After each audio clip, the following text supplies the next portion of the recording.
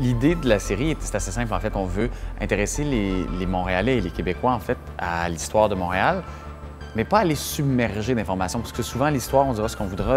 Il y a beaucoup de dates, il y a beaucoup de faits et de données qu'on doit intégrer pour bien comprendre un moment. Ce qu'on veut faire, je pense, c'est de diviser ça en grands thèmes qui rejoignent les Montréalais, qui rejoignent les Québécois assez facilement. Je pense que les gens vont la consommer.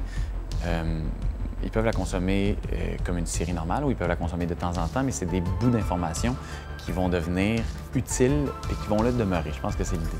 En fait, il faut que cette émission s'adresse à tout le monde. Je le dis, c'est important parce que faut que les jeunes l'écoutent et apprennent, il faut que les plus vieux écoutent et se souviennent. Puis il y a quelque chose de très fédérateur là-dedans. Fait que l'idée de cette série-là, je pense, c'est d'intéresser tout le monde. C'est m'intéresser moi aussi.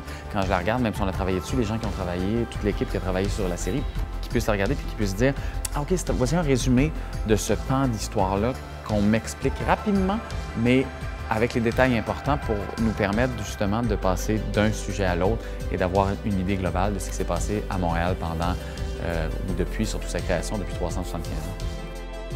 Il y a eu tellement de préjugés sur ce que j'ai fait comme métier depuis les débuts de ma carrière qu'aujourd'hui, si j'ai eu la chance de dire, regardez, c'est ça l'évolution qui s'est passée. C'est pas juste moi, c'est la société qui était différente, qui a évolué, qui a grandi, qui s'est ouverte d'esprit. Je trouve ça le fun qu'on puisse en parler puis qu'on puisse montrer aux gens que il y a eu autre chose que ce que vous voyez aujourd'hui. Puis il y a une époque même, il y a des choses qu'aujourd'hui on trouve tabou, qui étaient presque ordinaires parce que c'était presque normal de dire on fait ça nous autres, sans être jugé.